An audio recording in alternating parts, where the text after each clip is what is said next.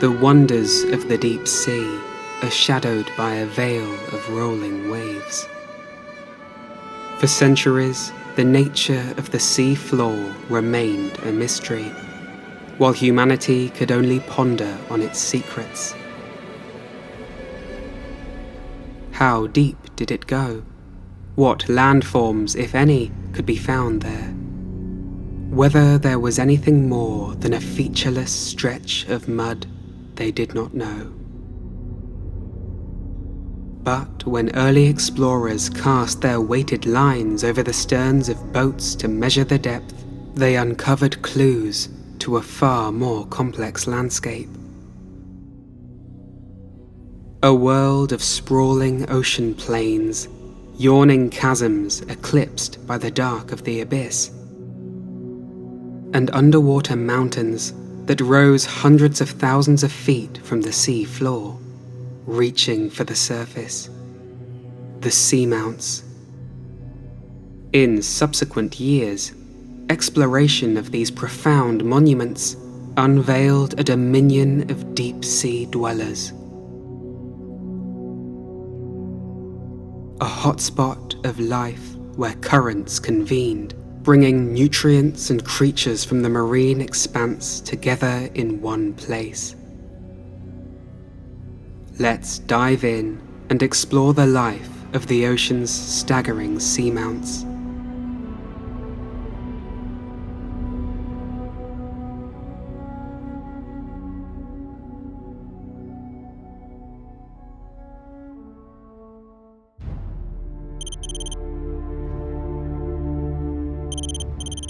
Breaking the flat monotony of the abyssal plains, the underwater mountains emerge from the mud.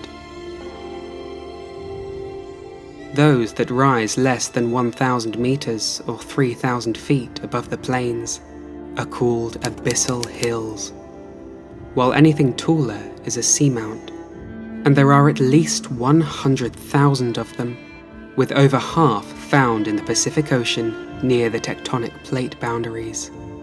An unsurprising statistic, for seamounts are formed from volcanism, the same process responsible for the formation of many island chains.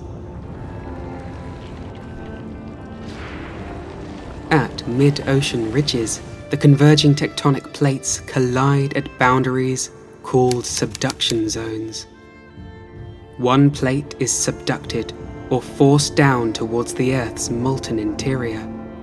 As it is subducted, the crust melts and becomes magma, which rises through the rock and erupts to form volcanoes and seamounts.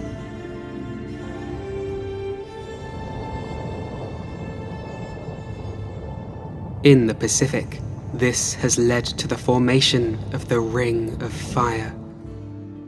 More than 450 volcanoes line this path where the Pacific Plate collides with or pulls away from neighboring plates. Many of the seamounts that line the Ring of Fire are located within the boundaries of Monterey Bay National Marine Sanctuary, a wild reserve encompassing 444 kilometers or 276 miles of California's coastline, and over 15,500 square kilometers or 6,000 square miles of open ocean. This Serengeti of the sea is home to seamounts that host a breathtaking variety of life.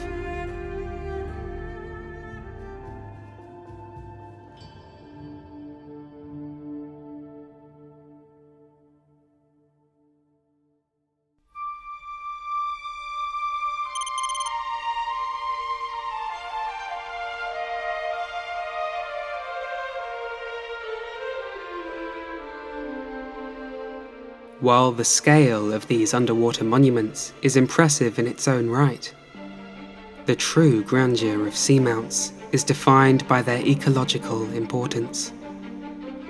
With structures for creatures to cling to and settle on, and currents carrying food and nutrients from all throughout the oceans, the abundance, variety, and complexity of life at seamounts is breathtaking. Many deep-sea animals are sessile, meaning they attach themselves permanently to rocks to live out their lives. So, for the corals and sponges, seamounts provide the sanctuary they need to survive. For this reason, creatures that are sparse and scattered out on the abyssal plain gather on seamounts in vibrant communities. Currents play an important part in creating this ideal haven, washing away sediment to expose the rocks that corals require, while also supplying a copious feast. As they cannot move around to find food, corals and sponges are dependent upon ocean currents to bring this food to them, and seamounts boast the perfect conditions for this. The currents produce a localized upwelling of water around the mounts. Planktonic prey and marine snow are lifted from the cavernous deep towards the sunlit surface. Nitrates and phosphates are carried along too. Nutrients that are essential for the growth of phytoplankton in the sunlight zone.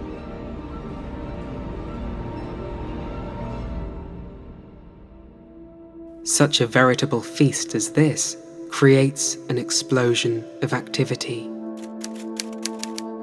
Larger animals, from whales and sharks to swarming seabirds, gather at the seamounts to feed, migrating for miles to convene here.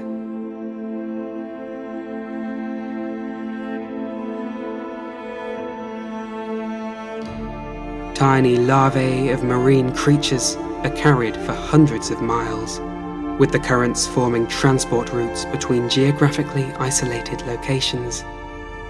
As such, animals not normally seen together can be found living side by side. And nowhere is the extent of this bewildering biodiversity more visible than at the Davidson Seamount, off the coast of Central California. An inactive volcano, and the first undersea island to be called a seamount.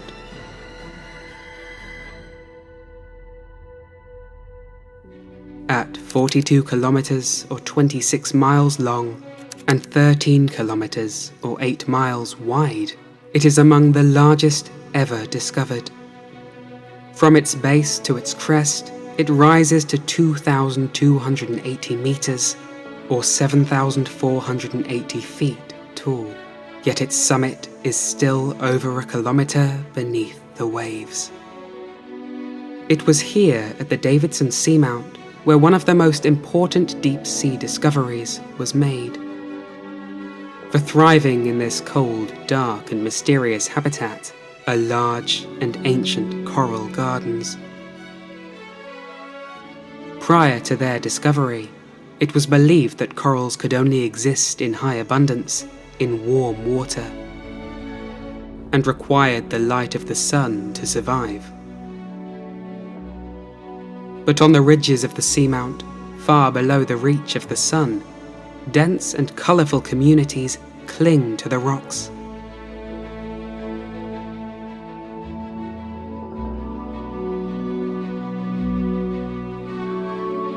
This is one of the oldest coral forests, with some individuals rising more than 3 meters high and having lived for over 100 years. Unlike tropical reefs, their survival is due to their resilience to the extremities. As they're not dependent on warm water, they can thrive in waters as cold as -1 degrees Celsius and as deep as 3,050 meters or 10,000 feet below sea level. Instead of obtaining energy from sunlight, they have become scavengers and predators, catching dead organic material or ensnaring plankton with their branching, feathered, fan-shaped structures.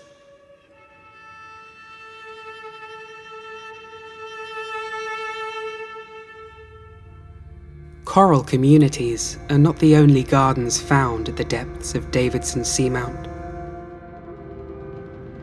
Aggregations of thousands of mother octopuses are found nursing their eggs at a location now known as the Octopus Garden. Tucked into rocks near shimmering hydrothermal fluid seeps, they make use of the heated water to incubate their long, white eggs, while protecting them with their 8 arms facing outwards.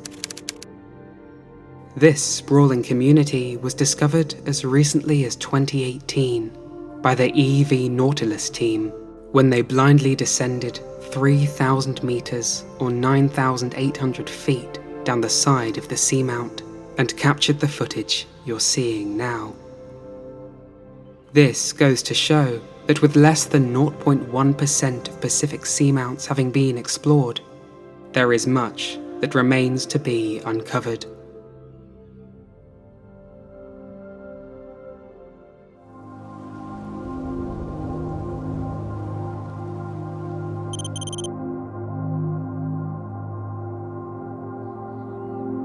Not all seamounts are formed at the ocean's plate boundaries.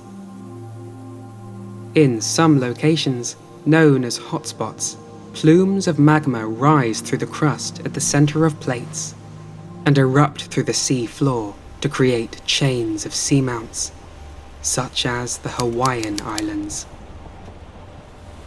The hotspot itself is fixed, while the plate is moving, and as it drifts, successive mountains are formed one by one, creating the string of islands that make up Hawaii's island chain.